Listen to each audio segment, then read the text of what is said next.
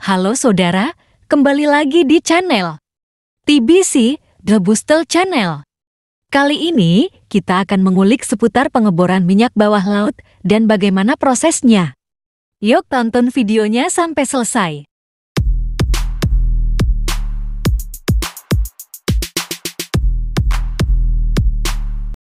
Banyak sekali ya gengs, manfaat minyak bumi. Beberapa produk yang sering digunakan masyarakat berasal dari olahan minyak bumi.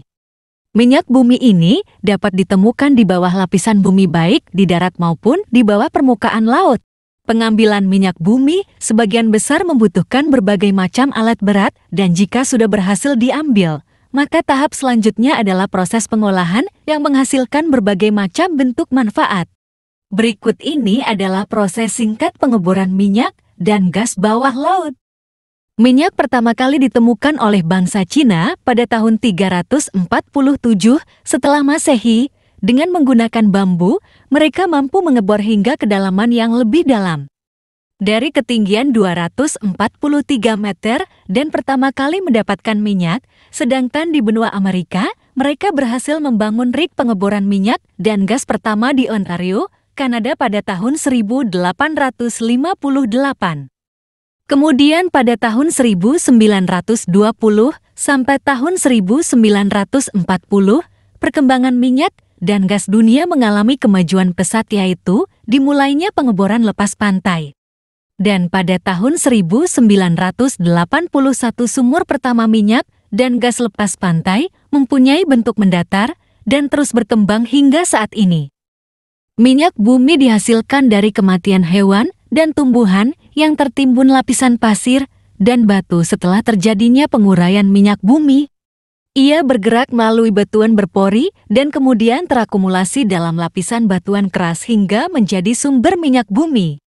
Dalam pencarian lokasi minyak, bumi, dan gas alam, banyak cara yang dapat digunakan. Cara tersebut antara lain dengan melihat batuan yang tersingkap di permukaan bumi, yaitu dengan membuat peta geologi dan melakukan ekstrapolasi pada permukaan batuan tersebut. Dengan cara ini, Anda dapat mengetahui kondisi struktur dan susunan batuan pada lapisan di bawah permukaan batuan. Seiring berjalannya waktu, metode yang sering digunakan untuk mencari minyak bumi dan gas bumi adalah melalui survei seismik yaitu dengan menggunakan bantuan gelombang seismik. Hal ini dapat dilakukan dengan dua cara, yaitu survei ukuran di darat dan survei seismik di lautan. Untuk proses survei seismik di darat dapat menggunakan bantuan vibrosis, meluncur ke tempat yang telah ditentukan. Seperti beberapa waktu lalu, kendaraan berbobot hingga 27 ton ini terlihat melintasi beberapa jalan di Indonesia. Cara kerja vibrator truk ini adalah dengan menembakkan gelombang seismik ke dalam tanah dan biasanya ada 3 buah vibrator truk atau lebih dalam proses penembakan gelombang seismik. Gelombang seismik tersebut kemudian dipantulkan kembali sesuai dengan lapisan tanah yang dilaluinya. Dan gelombang pantul tersebut merambat dengan kecepatan yang berbeda-beda tergantung pada jenis atau kepadatan lapisan batuan yang dilaluinya. Di atas tanah, pantulan gelombang seismik ini ditangkap oleh GoPun ini ditancapkan ke dalam tanah sedalam 30 cm secara manual dihubungkan satu sama lain dengan kabel dalam jumlah besar. Kemudian, data dari geofone dikirimkan ke truk perekam untuk direkam. Dari hasil ukuran besar tersebut, data jenis dan lapisan batuan akan diolah dan dianalisis untuk mengetahui keberadaan minyak bumi dan gas alam di dalamnya. Sedangkan survei ukuran di lautan pada prinsipnya hampir sama dengan survei ukuran di darat, namun di lautan survei ukuran dilakukan dengan menggunakan kapal seismik khusus untuk prosesnya. Gelombang seismik ditembakkan ke dasar laut melalui alat yang dipasang di bagian belakang kapal seismik. Pantulan gelombang seismik kemudian diterima dan direkam oleh alat penerima yang disebut seismic streamer. Ini dipasang di belakang bejana seismik yang berisi rekaman hidrofon dari streamer ini yang kemudian dianalisis oleh ahli geologi menjadi data 2 dimensi dan 3 dimensi untuk menentukan lokasi oil dan gas. Salah satu kapal tercanggih untuk survei seismik di lautan adalah kapal bernama Ren from Hyperion yang dibuat oleh perusahaan bernama PJS asal Norwegia. Kapal seismik ini dirancang untuk mampu bekerja dalam kondisi paling ekstrim dan memiliki kemampuan menarik lebih banyak pita dibandingkan kapal seismik. Kedua, setelah lokasi minyak bumi dan gas bumi di daerah yang akan dilakukan pengeboran sudah ditentukan, maka didatangkan rek pengeboran atau rek pengeboran. Rek di darat mempunyai bentuk yang berbeda dengan rek di laut, namun memiliki kesamaan. Prinsip kerja yaitu menarik dan menurunkan pipa bor ke dalam sumur migas. Untuk rek pengeboran di dalam laut dapat berupa floater apung, rek tongkang, jack up rig, dan masih banyak lagi. Proses pertama dalam pengeboran migas adalah spot in, yaitu dengan cara menempelkan casing atau tabung besi ke dasar larutan dengan menggunakan bor. Setelah itu, casing ditancapkan pada kedalaman yang telah ditentukan, kemudian dilepaskan. Setelah itu ketukan bor akan dimasukkan ke dalam, selubungnya kemudian mulai menggali ke dasar laut. Panggangan bit ini dihubungkan dengan pipa bor, dan pada saat bor bit sedang menggali mud atau lumpur dipompa turun melalui nozzle pada rel lumpur ini, kemudian kembali naik melalui lubang antara alas bor pada lubang.